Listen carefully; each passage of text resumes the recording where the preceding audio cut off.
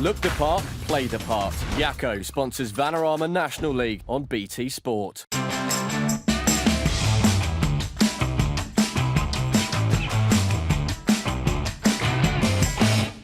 A warm welcome to our final Vanarama National League highlight show of the season here on BT Sport. We'll sort out the relegation dogfight, of course, this weekend, as well as the playoff picture. Remember, all of the playoff games are live with us here on BT Sport. And we'll start our roundup here at Bootham Crescent, where the home side, York City, know that even a positive result against the visitors, Forest Green, might not be enough to save them from back-to-back relegations. Watching here for us, Adam Virgo and Adam Somerton.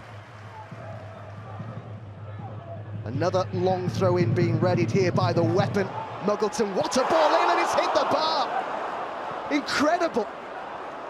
It wouldn't have counted, but incredible speed and trajectory on that ball. I think Sam Russell thinks that this is actually going in, and he's going to be brave enough to leave it. He has created 3 goals already this season with these long throw-ins, and it's off the bar again! Twice in the space of a minute.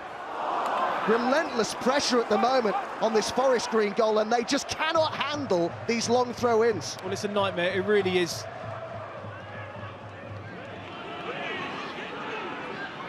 Wishart, he'd just love to get forward down that left-hand side, being closed down here by Hall, but on goes Wishart. It's a fantastic run, and the ball square was good as well, and there's the opener. Well, what a well-worked move that was for Forest Green. Omar Bouguil with the opener here to silence Bootham Crescent. And after what had been such a good start for Gary Mills' side, it's Forest Green who go in front. And Bouguil's just got so much time. It's a brilliant finish from him. You've got to give him credit.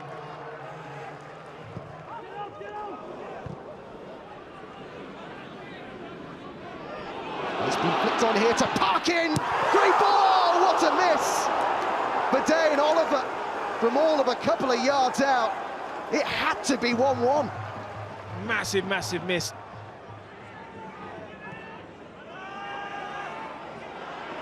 Heslop. And it's in towards Parkin here. What a chance! Taken! John Parkin for York City. You can see what it means. They're on terms at Bootham Crescent. He's done it against his former club. Massive goal for York City. Well, they've done this 2 or 3 times now, Forest Green, and they've been caught for it. It gives York an absolute massive lifeline in this relegation day.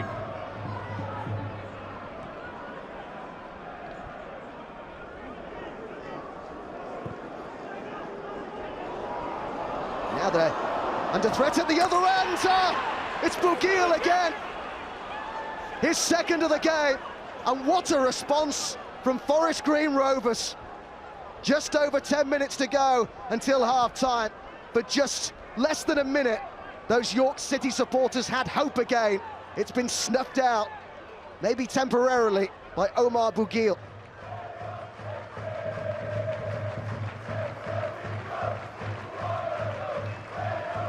In it goes from Muggleton. On its Parkin! He's done it again! Instinctive finish from John Parkin, and York City are level at Bootham Crescent. The perfect start for them to the second half. John Parkin has shown his experience again. Good decision there. Dan Wishart playing him on sides. Just allows that little ball in from Morgan Smith and just directs it into the top corner. Parkin almost got to that. It was cleared by Ellis. He was helped out by Bennett, who was just caught, I think, there. Traore. Morgan Smith applying pressure. This has been brilliant from York at the start of this second half. Newton now. And Oliver plays it over. Great ball! Oh, wonderful save by Russell again. It's all York City here. Exactly the start to the second half that Gary Mills would have wanted. And again, this man has made another crucial save. Oh, goodness me, there is really big news coming through from Nethermoor Park. We'll get to that in a moment as Heslop fires over. Guiseley have equalised at Nethermoor Park. He's just found out. So York are going down now as it stands. Well, if they don't score now, they're relegated. It's that simple. No doubt about the message that came from Gary Mills. Everybody forward, including Loach. Almost reached the goalkeeper as well. Well, York City are relegated. The unthinkable has happened. It just wasn't meant to be for Gary Mills' side. Stunned silence in the crowd at Bootham Crescent. Back-to-back relegations. A club with 72 seasons experience in the Football League will begin next season in the 6th tier of English football.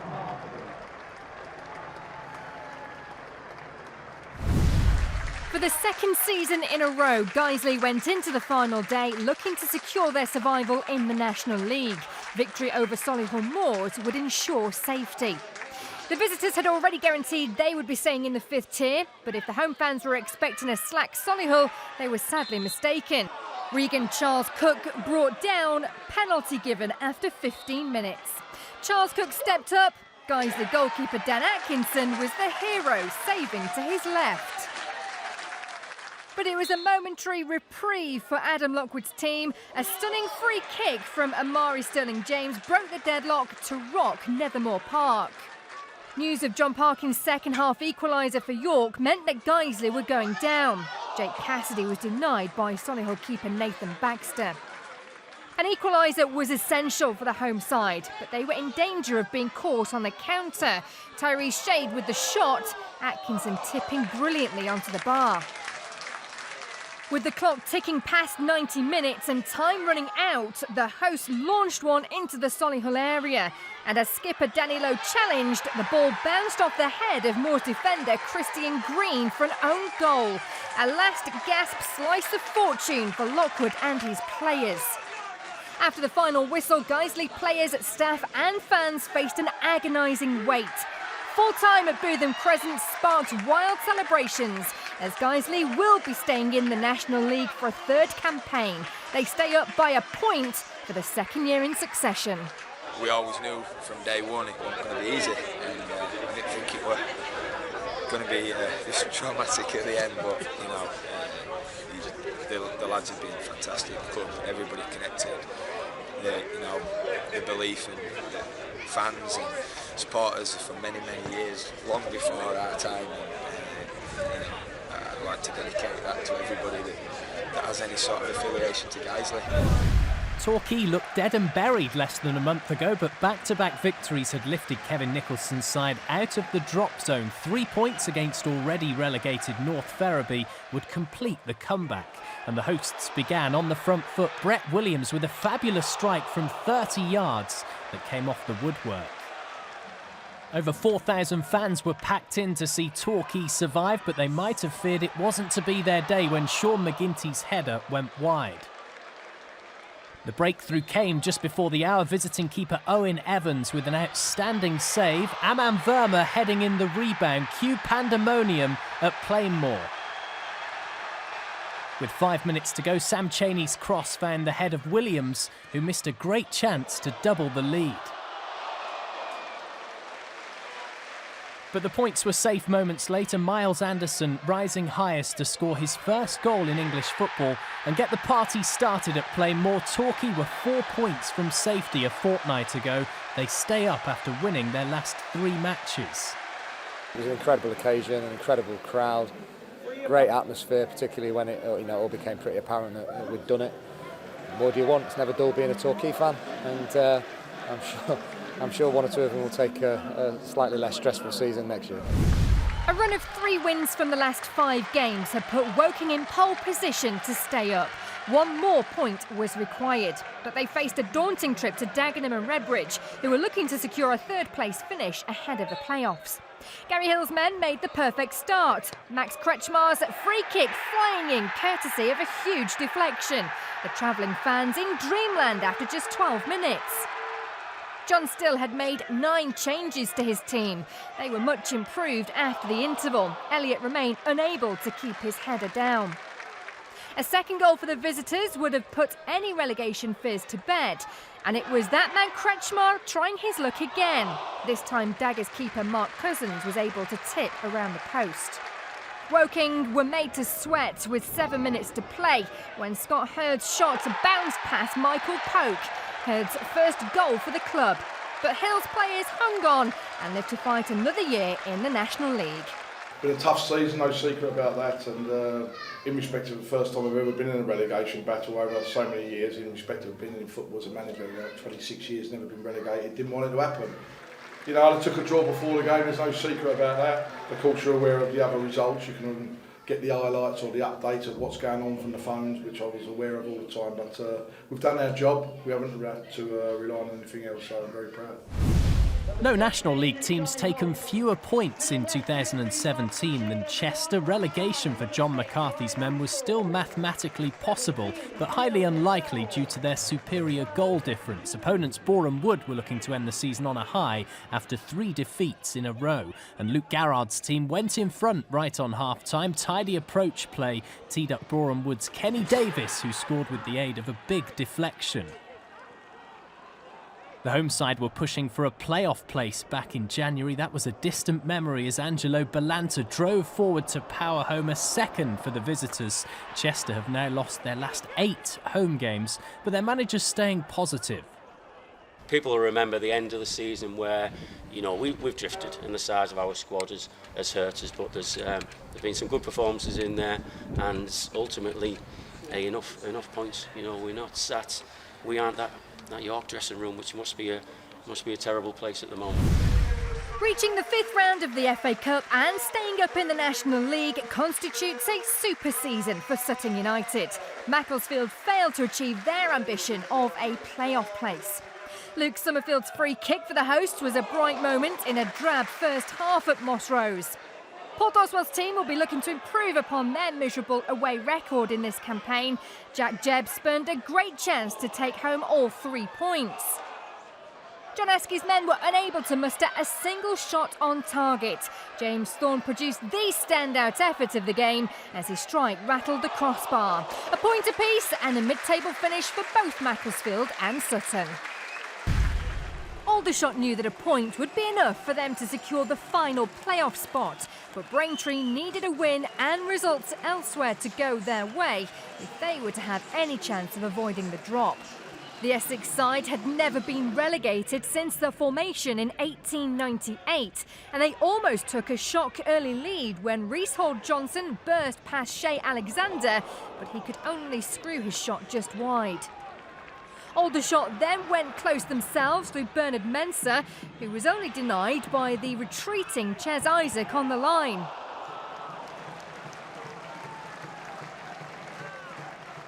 Gary Waddick's informed team had won 6 of their last 8 games, and they went ahead after the interval when Will Evans rose highest from a corner to score his 5th of the campaign. A key part of their playoff push has been the form of Bernard Mensah. The former Watford man grabbed his 4th goal in 4 games on the hour mark to seal the victory. No side finishing 5th has ever been promoted via the playoffs, but Aldershot will be looking to change that when they take on Tranmere in the first leg of their semi-final on Wednesday.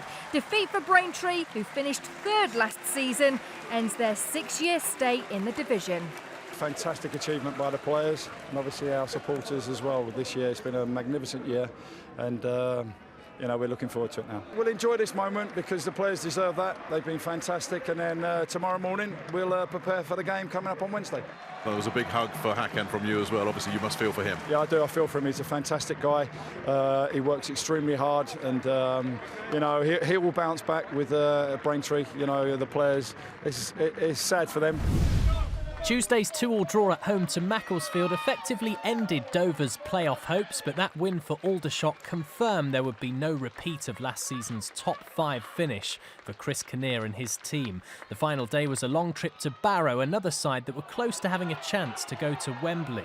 Paul Cox's team were on the front foot early on and took the lead after 20 minutes when Jordan Williams skipped past Sam Magri before firing in his 6th goal in his last 10 games. But the visitors were level within 3 minutes when the league's leading marksman Ricky Miller volleyed home his 38th of an incredible season. Miller was named National League Player of the Year during the week. He was given a superb opportunity to edge his side in front when he was brought down by Danny Livesey in the box. Penalty, Dover. The result from the spot was never really in doubt as Miller calmly beat Jonathan Flatt. Barrow have achieved their biggest ever points tally at this level, and one of their key men has been centre-back Moussa Diarra, ever present for all but 30 minutes of the league campaign. He brought the scores level with a typically powerful header. But as has so often been the case, it was Miller's day, and in added time he chased down a long ball before smashing home his 40th of the season, the second highest tally there has ever been in the 5th tier. It's 6th where Dover end up, though, with Boss Kinnear left to wonder what may have been. To be honest, we're disappointed with 6th, which is amazing, really, that a club like Dover. We're the most consistent side in the conference the last 3 years outside Forest Green. We were doing is trying to push on and go that one step further. I think overall it's been an excellent season. I thought it was a year ahead of schedule. I think with the FA Cup, the FA Trophy run, I think we've always been in and around those playoff places. I think we've really driven the club forwards, and I think now it will be a big close season, and a close season where we now need to take the club on another level. Champions Lincoln travelled to relegated Southport, looking to round off a wonderful campaign by becoming only the 6th team to reach 100 points in the 5th tier of English football. The hosts will be playing in the National League North next season and now face a period of transition following the resignation of chairman Charlie Clapham last week after 33 years at the club. They fell behind on the half-hour mark when Lee Angle swept in after good work from Jack Muldoon. That's the 97th goal that Southport have conceded this season, 15 more than the division's next worst defence. The visitors were backed by 2,500 fans who'd made the journey to Hague Avenue, and they twice went close to extending their single goal advantage. First, Chris Cheetham saved well from Muldoon, before Matt Reed could only divert his header just wide of the post. But there was to be some joy at the end of what has been a dreadful season for Southport when Neil Ashton equalised in the dying minutes. All square at the final whistle as the two clubs leave the National League in opposite directions. With playoff semi-finals in mind, Mickey Mellon named a much-changed side for Tranmere's trip to Maidstone, handing 9 of the starting 11 their full debuts. Jay Saunders' men were ending the season as one of the form sides in the division, having lost 1 of their previous 14. They started best at the Gallagher Stadium, with Yemi Odubaid going close. But it was Mellon's young players that grabbed the only goal of the game when the ball eventually fell to 18-year-old Sam Ilasammi, who made no mistake from close range. A morale-boosting victory for Tranmere. They're at Aldershot on Wednesday for the first leg of their playoff semi, which you can see live here on BT Sport. Just one win in their previous 7 games had brought Gateshead's playoff hopes to a premature end. But Neil Aspin would have been hoping his side could end the season on a high note against Bromley.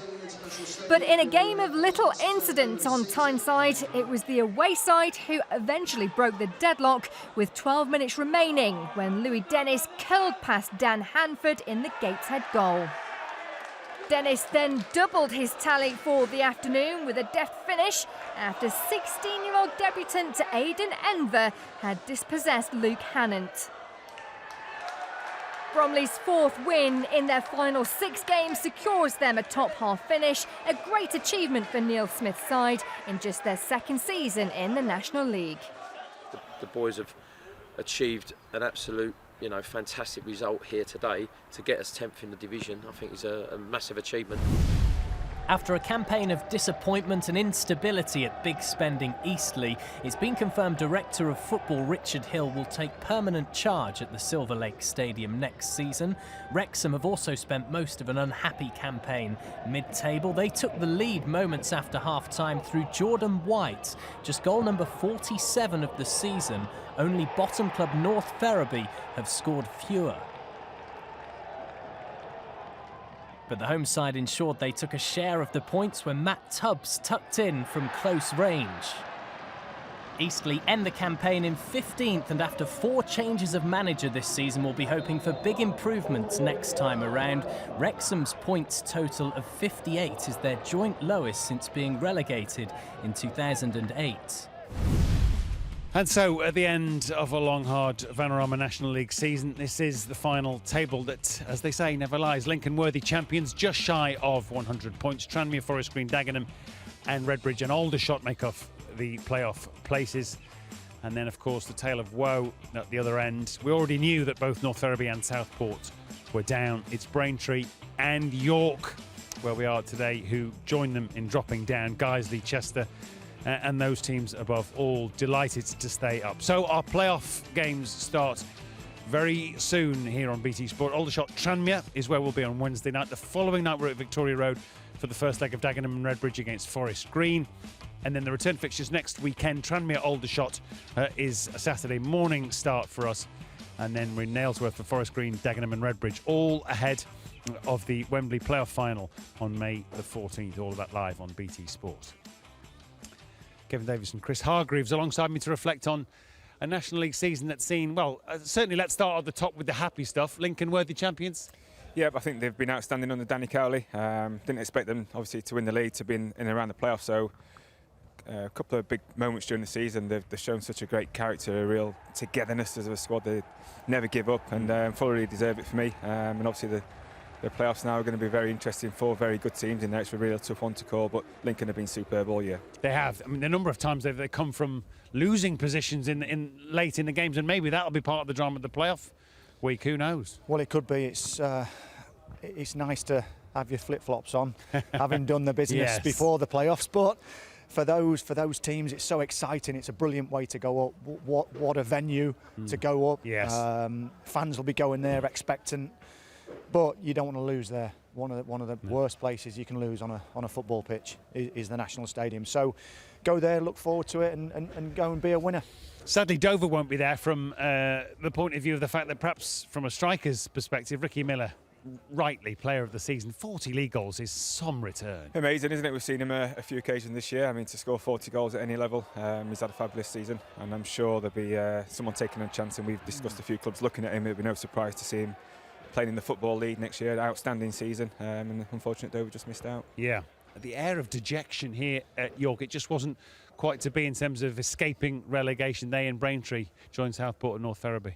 Yeah, it was subdued towards the end. It was sad, but you normally get a protest or, an invasion on the pitch. There wasn't that. There was a sadness, but I think they believed in Gary Mills, and they still believe in him. Yeah, you'd hope so. I think they feel he's the man, and he is the man to do it. He's a very experienced, good manager. So let's look at the positives.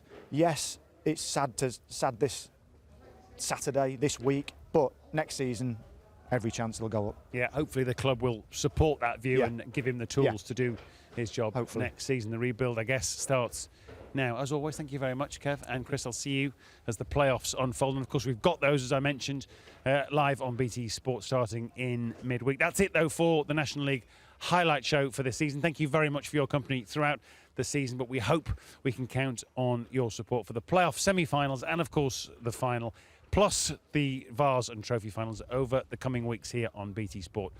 We hope to see you soon.